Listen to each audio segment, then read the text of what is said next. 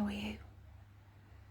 My name is Emma, and today I will be reading you a children's story, The Raggy Dolls. I used to love the Raggy Dolls as a child, and I'm really excited about doing this video, but I am quite nervous as well.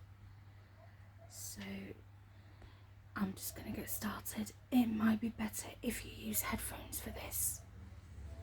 So I'm going to start.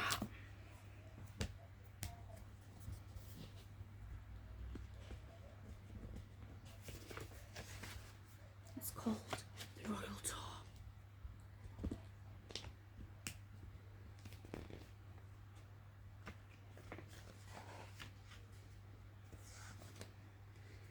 For those that don't know who or what the Raggy Dolls are, I shall read this bit as well. So the Raggy Dolls live in the Rego bin in Mr. Grimes' toy factory. There's Back to Front, who's a handyman doll with a complete toolkit, but somehow the machine put his head on the wrong way round. That is basically why he's called Back to Front. Then there's Hi-Fi, he's my favourite. Hi-Fi was a talking doll, but when he was being tested, someone dropped him. He can still talk, but only with a stammer. Then there's Lucy. Lucy was sewn together with faulty thread. Now her joints are so loose, she goes to pieces if she gets excited. Quite literally, she falls apart. Then there's Princess. Should have had a tiara, beautiful hair, and a splendid dress. But the machine went wrong and dressed her in rags and cropped her hair. And there's Dottie, perfect in every way until she got splashed with paint that would not come off. Then there's Claude, a French doll. There's nothing wrong with him. He was part of a special export order to France, but the machine made one too many and he was left behind. And then finally, Sad Sack. Sad Sack was a sample, but because he was nice and plump, he used up too much stuffing. This made him expensive, so nobody wanted him. That's quite sad, that is. I feel like I relate to Sad Sack. So starting with the story now. One morning, Princess looked in the mirror. Oh dear, she sighed. I don't know why I'm called Princess. I don't look royal at all. I look just like everybody else. You should wear brighter clothes, said Dottie, and do a lot of smiling, suggested Lucy. So Princess practiced smiling. It made her jaw ache. Try shaking hands with us all, said Back to Front. So Princess shook hands with all the Raggy Dolls until her arm ached, but she still didn't look royal. Would a crown help? Asked Lucy. Crowns of queens, said Dottie, but Princess could wear a coronet. I have an idea, said Claude. Leave it to me, Mazimi. And me, whispered Lucy. So Claude went into the canteen and found some flour and a bowl. He soon mixed up some dough and began shaping it. Meanwhile, Lucy had gone to the storeroom and found some oddments of material. There was quite a lot of red shiny silk. Oh, this is really royal, she thought. She took some scissors and began cutting a pattern. By lunchtime, Princess had a beautiful silk red dress and a coronet baked out of bread, decorated with ruby cherries, diamond sugar crystals. Princess was delighted. Let's do something exciting, she exclaimed. Something absolutely royal.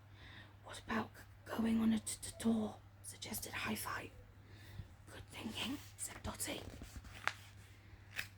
The Raggy Dolls decided that Princess ought to have a carriage. At first they thought a doll's pram would be ideal, but Princess didn't want to go in a carriage all by herself. If she was going on a royal tour, she wanted all her Raggy Doll friends to come with her. We can take a picnic, she said. Where are we going to find a carriage big enough to take all 7 of us and a picnic? Demanded Sad Sack. No problem, said back to front. We'll make one.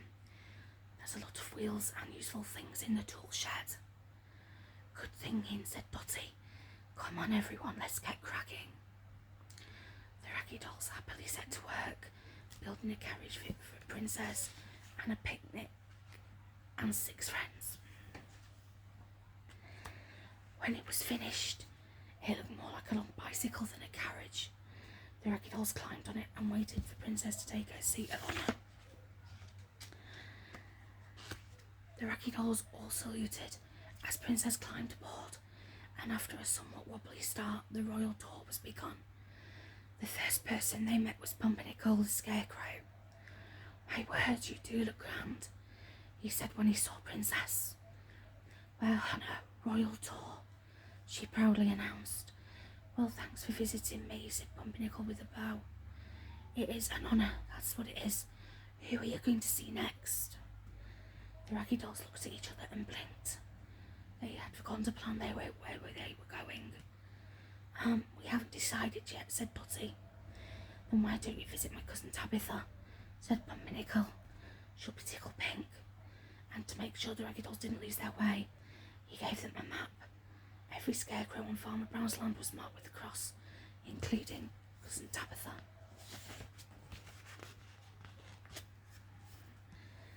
Peddling the carriage was quite hard work. The Raggy dolls soon had to stop for a rest. That's the trouble with maps, thought Sad Sack, puffing heavily. They always show places nearer to places than they really are. He was about to tell the others what he thought of maps when Dotty decided it was time to go.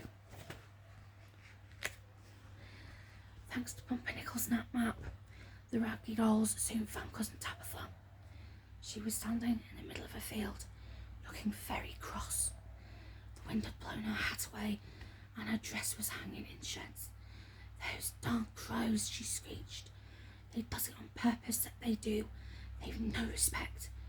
They pecks and they pecks and they pull bits off me, lines their nests with me petticoats. Oh, how they do aggravate me.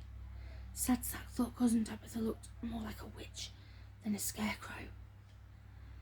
We're on a royal tour, explained Lucy. Pumpernickel sends you his greetings, said Hi-Fi. Oh, does he? Well, you tell him to send more petticoats, grumbled cousin Tabitha. They're a darn sight more useful than greetings. The Raggy dolls thought she was a very disagreeable creature. Dotty studied Pumpernickel's map. Let's visit some of the other scarecrows, she whispered. Perhaps they will be more pleasant.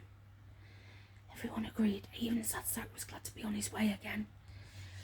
Soon they reached the spot where the next scarecrow should be. Bang! The Raggy dolls jumped in fright. Instead of finding a pleasant scarecrow to talk to, they found an automatic bird scarer. Let's be on our way, says Dotty, before it goes off again. The next scarecrow was disappointing too. The Raggy dolls couldn't talk to it because it had no face. It was made of 2 broom handles, hung with metal strips that tinkled in the breeze. What about having our picnic here? Suggested Sad Sack. Good thinking, said Dotty. Everyone helped unpack the hamper. There were sausages and jam tarts and bottles of lemonade. But no one noticed the magpie until it was too late. It swooped down, grabbed Princess's coronet in its greedy claws, and flew up into a tree. First it ate the ruby cherries, then the sugar diamonds, and then it's got the circle of bread. Not a crumb was left. Oh no, wailed Princess. Princess wandered off on her own, trying very hard not to cry. Suddenly she heard a strange huffing and puffing. Oh dear, she gasped. Standing very near her, looking very fierce, was a very large brown bull. Help, she cried. Raggy dolls to the rescue, shouted Dotty. The Raggy dolls leapt onto the carriage and pedalled for all they were worth, scooping Princess up on the way. They travelled so fast that when they hit a big bump, the carriage took off and flew over the hedge, leaving the bull stamping and snorting on the other side. Sadly, the carriage wasn't meant to fly, and when it landed, was beyond repair. The royal tour was over. It must have been your red dress. Pounced back to front. Yes, agreed Potty, catching her breath. Bulls go mad when they see red. Everyone felt sorry for Princess. Her big day had been ruined. Never mind, she said bravely. I've had enough excitement to last her lifetime. I want to go home and be ordinary again.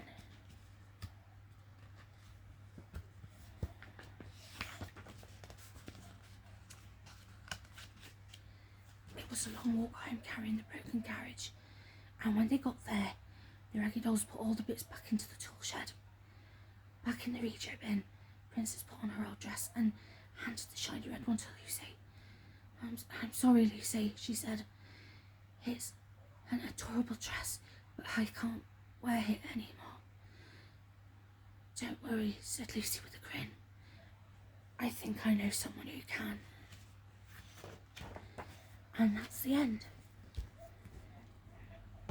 So I will be reading another book very shortly, but until then, I really hope you've liked my first attempt at ASMR, and please subscribe, give it a thumbs up, like and share.